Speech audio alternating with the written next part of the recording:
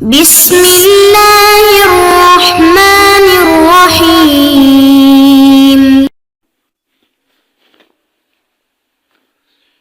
أعوذ بالله من الشيطان الرجيم.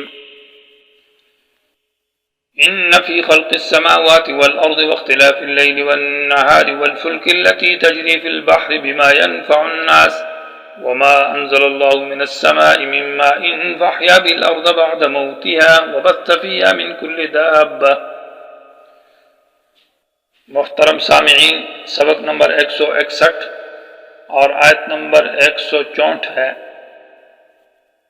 164۔ اس کے اندر دعوے کے بعد دلائل ہے اور دلائل عقلیہ کا ذکر ہے، اور یہ جو دلائل پیش کیے جا رہے ہیں یہ اشیاء اور ذوات اور آیان کا ذکر تو ان کے حالات کا ذکر ہے۔ یا ایھا الناس اعبدوا ربکم الذی خلقکم والذین، وہاں بھی دعوت توحید تھا آیت نمبر 121 کے اندر۔ اس پر جو دلائل عقلیہ ذکر کیے تھے تو وہ آیان اور ذات یعنی اجسام ذکر کیے تھے اور ان کی ذات کو دل کی، تم کو پیدا کیا، آسمان کو پیدا کیا، زمین کو۔ تو انسان، زمین، آسمان، بارش یہ ذوات ہیں، آیان ہیں۔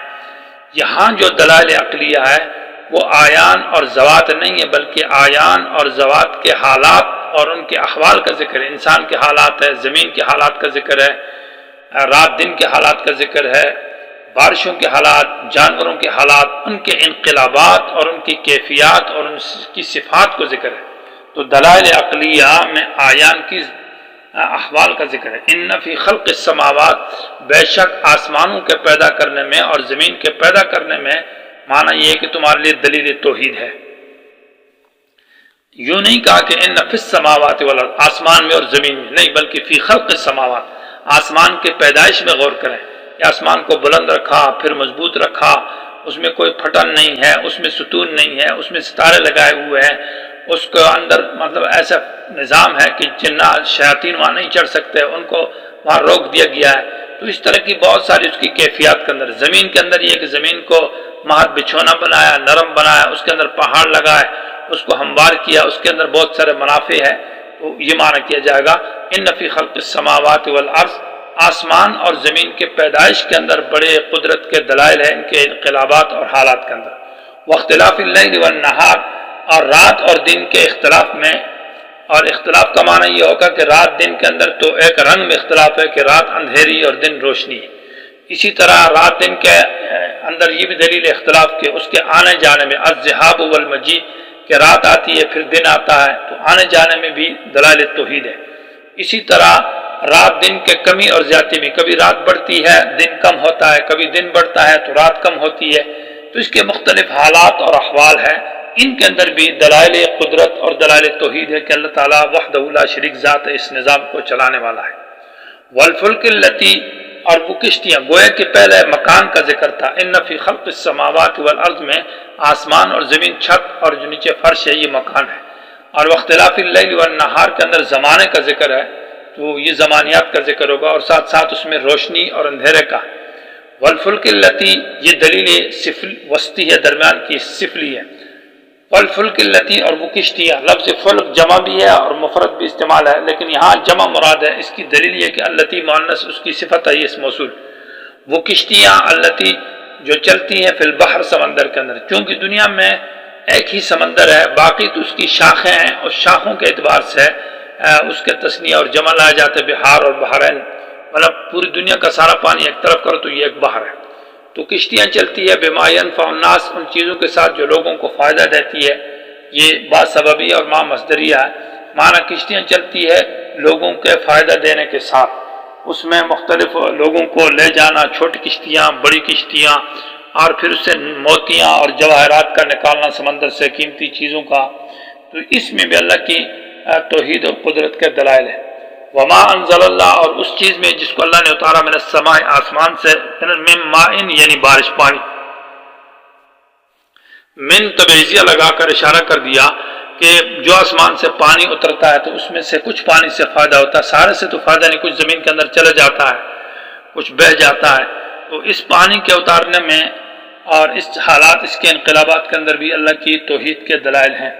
وَأَحْيَا بِالْأَرْضَ، پس تازہ کیا اللہ تبارک و تعالیٰ نے اس پانی کے ذریعے زمین کو، احیاء سے مراد یہ ہے کہ قوت نباتیہ کا بڑھ جانا، یعنی سبزہ یا حیات کا وہ معنی کیا جائے گا، کیونکہ لفظ حیات مختلف معنوں میں ہے کہ زمین کی تر و تازگی مراد ہے، قوت نامیہ ہے، قوت نباتیہ ہے، وہ بڑھ جاتی ہے۔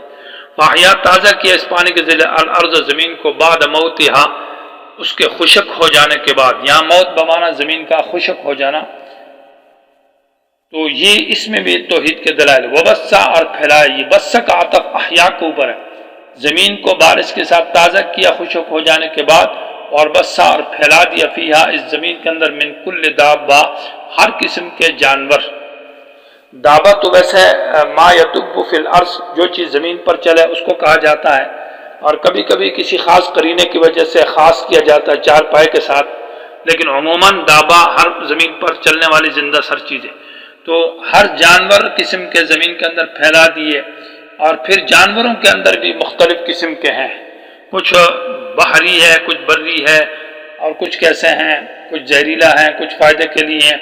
پھر جانوروں کے اندر جو منافع سورہ نحل کے اندر ذکر کی ہے کہ ان کے اون سے تم فائدہ حاصل کرتے ہو، ان کے گوشت سے فائدہ حاصل کرتے ہو، ان کی ہڈیوں سے، اور بعض ان کے چمڑوں سے، اور اسی طرح ان کا دودھ ہے، اور کسی پر سواری ہے، تو مختلف قسم کے منافع اور فوائد جو ہے وہ جانوروں کے اندر ہے۔ تو اس میں بھی اللہ کی توحید کے دلائل ہے۔ وتصریف الریاح اور ہواؤں کے چلانے میں، تصریف یہ مصدر ہے تو متعدی بھی استعمال ہوتا ہے اور لازمی بھی۔ متعدی معنی یہ ہوگا کہ ہواؤں کے چلانے میں اور لے جانے میں، انقلابات میں بھی قدرت کے دلائل ہے۔ یا تصریف معنی ہواؤں کے گھومنے میں، صرف و یصرف تصریف معنی پھیر دینا، ہوا گھومتی ہے۔ اور والسحاب اور بادل، یہ والسحاب کا عطف الریاح کے اوپر ہے۔ اور ہوائیں بھی مختلف قسم کی، کبھی ہوا دبور ہے اور اس طرح جنوب کی طرف سے آتی ہے، اور شمال کی طرف سے، مغرب سے، مشرق سے۔ اور پھر ہوائیں جو ہے نا، کچھ ہوا تیز ہوتی ہے، کچھ ہوا نرم ہوتی ہے، اور بعض ہوائیں گرم ہوتی ہے، اور بعض ہوائیں ٹھنڈی ہوتی ہے، بعض عذاب والی ہوتی ہے، بعض رحمت والی ہوتی ہے۔ تو ان ہواؤں کے چلانے میں بھی اللہ تعالیٰ کی توحید کے بڑے قدرت اور دلائل ہیں، قدرت کے دلائل ہیں۔ والسحابی کا عطف الریاح پر ہے۔ اور المسخر، بادلوں کو لے لو، بادل سفید ہے، بادل کالے ہیں، بادل گھنے ہیں، تو مختلف حالات ہیں بادلوں کے بھی۔ المسخر جو تابع ہیں بین السماء والارض، آسمان اور زمین کے درمیان میں۔ یہ المسخر صفت ہوگی السحاب کی، کہ بادل جو ہے نا وہ مسخر ہے آسمان اور زمین کے درمیان۔ یا المسخر صفت ہے السحاب اور ریاح دونوں کی، تو بتاویل کل واحد کے کہ ہر ایک جو ہے ہوا اور بادل یہ مسخر ہے بین السماء والارض، یعنی نہ آسمان میں ہے اور نہ زمین میں ہے، بلکہ بین السماء والارض، آسمان اور زمین کے درمیان میں ہوتے ہیں۔ تو ان کو اللہ تعالیٰ نے مسخر کیا ہے۔ اور المسخر لامر اللہ، اللہ کے حکم کے سامنے مسخر ہے، یا المسخر بامر اللہ، اللہ کے حکم سے ان کو مسخر کیا ہے آسمان اور زمین کے درمیان میں۔ ان تمام چیزوں میں گویا کہ یہ انا جو ہے حروف مشبہ بالفعل میں سے ہے، اور فی خلق السماوات والارض واختلاف اللیل والنہار سے لے کر بین السماء والارض تک اس کی خبر مقدم ہے۔ اور اس کا جو اسم ہے لآیات، یہ اس میں مؤخر ہے، اور خبر کی تقدیم میں اہمیت کی طرف اشارہ ہے کہ ان چیزوں کی اہمیت دلائل توحید ہے، اہمیت کی وجہ سے ان کو مقدم کیا کہ ان تمام مذکورہ چیزوں میں، آسمان اور زمین کے پیدائش میں، اور رات اور دن کے آنے جانے میں، کشتیوں کے چلنے میں، بارش کے برسانے میں، زمین کے نباتات پیدا کرنے میں، اور زمین کے اندر زندہ سر جانوروں کے پھیلانے میں، ہواؤں کے چلانے میں، بادلوں کو درمیان میں مسخر کرنے کے اندر لآیات، ان تمام چیزوں کے انقلابات اور حالات کے اندر لآیات بڑے واضح دلائل ہیں اللہ کی توحید، اللہ کی قدرت، اللہ کی وحدانیت، اللہ کے الہ ہونے پر۔ وَإِلَٰهُكُمْ إِلَٰهٌ واحد، کہ وہی حاجت روا ہے، وہی مشکل کشا ہے، وہی فریاد رس ہے، لا الہ اس کے سوا کوئی نہیں ہے۔ لقوم، لیکن یہ دلائل ایسی قوم کے لیے فائدہ دیتے ہیں، لام انتفاع کے لیے، یعقلون جو عقل سے کام لے، جو سمجھے۔ معنی یہ ہے کہ یہ دلائل عقلیہ ہے، یہ باتیں ایسی ذکر کی ہے جو عقل سلیم مانتا ہے۔